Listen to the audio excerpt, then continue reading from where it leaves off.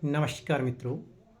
आज एक बार फिर मैं आपके समक्ष एक और नए विषय को लेकर प्रस्तुत हूँ। मित्रों, यह एक ऐसा विषय है जिसे आप सबको जानना बहुत आवश्यक है।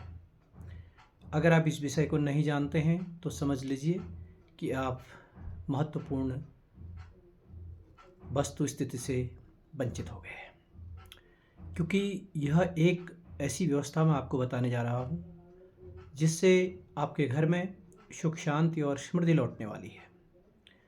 खासतौर पर आज का जो मेरा विषय है वह बहुत ही संवेदनशील और बहुत ही महत्वपूर्ण है।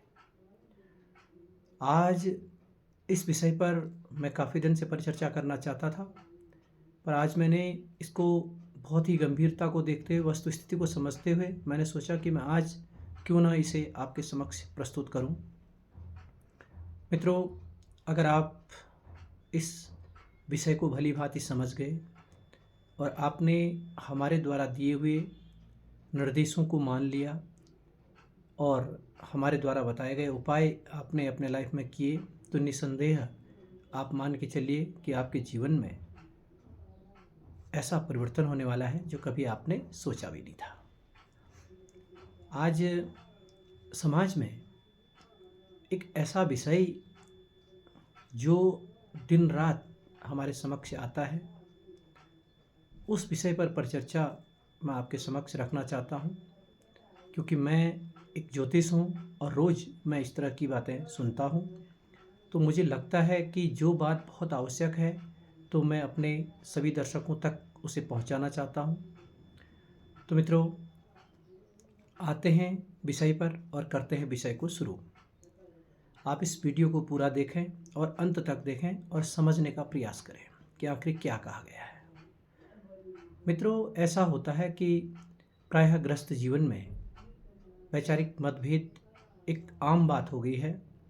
पति पत्नी के परस्पर विचारों का अंतर्द्वंद, आपस में लड़ाई झगड़े, एक दूसरे की बातों को न सुनना, या मतलब जैसे कि ईसु किसी विषय को बहुत ज़्यादा तूल देना, और फिर अहंकार से कि भाई मतलब मैं, अगर लड़का इतना पढ़ा है तो मैं भी इतनी पढ़ी हूँ, या लड़का ये कमा रहा है तो मैं भी ये कमा रही हूँ।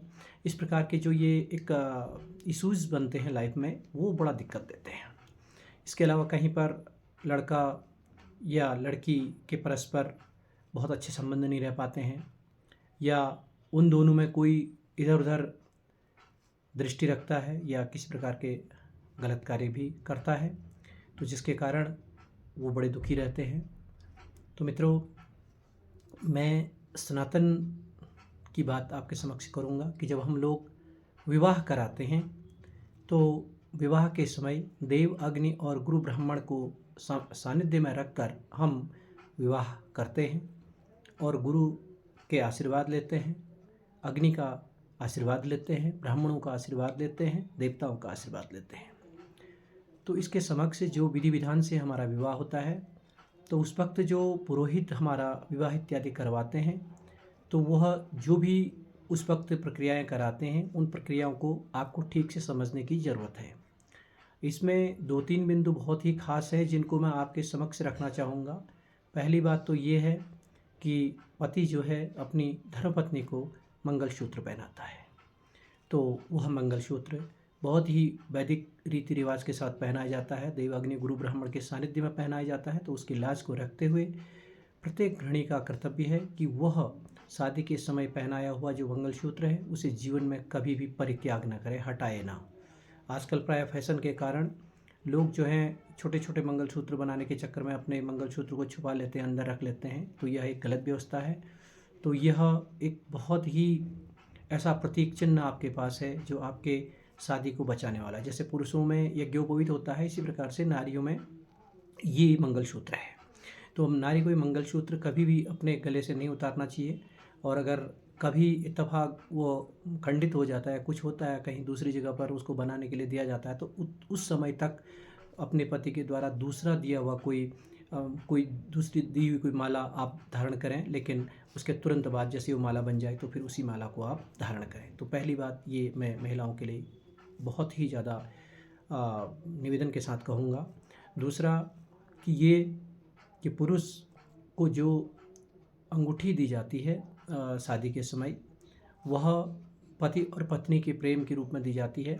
तो पुरुष को भी चाहिए कि जीवन भर वह शादी के समय दी हुई अंगूठी अपने हाथ में धारण करे और कभी उसका परित्याग न करे। इससे आपके परस्पर स्नेह भी बना रहेगा, प्रेम भी बना रहेगा, सौहार्द भी बना रहेगा। आपके एक दूसरे से बातें लगेंगी, आप कुछ और कहेंगे तो पत्नी भी वही सेम कहेगी जैसा कि आप कहना चाहते हैं, अन्यथा हमारे वैचारिक मतभेद रहेंगे। तो मित्रों, मैं करबद्ध निवेदन करना चाहता हूँ। और एक रस्म शादी में सिंदूर की होती है, तो इसे आजकल प्रायः बहुत कम मात्रा में इसका प्रयोग किया जाता है। तो चुटकी भर सिंदूर जो है ये माथे पर जरूर लगानी चाहिए, कोरा सिंदूर।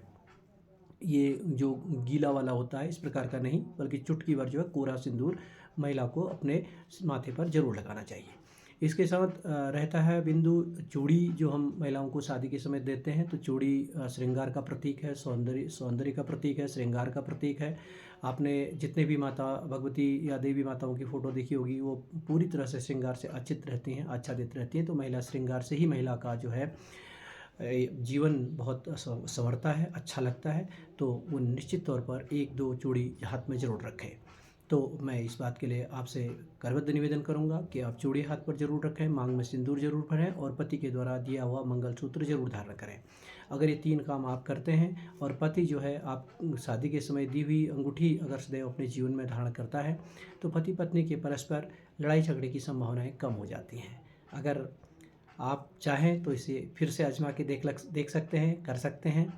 तो जो आपको शादी के समय दी हुई माला है उसे आप धारण करें और पुरुष जो है वो अंगूठी अपने हाथ में धारण करें। अगर इस प्रकार का करते जाएंगे तो काफ़ी समय के अंदर ही आप देख लेंगे, बहुत ही कम समय के अंदर आप देखेंगे कि आपके जीवन में वास्तव में परिवर्तन आ रहा है, आपके वैचारिक मतभेद समाप्त हो रहे हैं। तो यह एक बहुत महत्वपूर्ण जानकारी मैंने आपको दी है।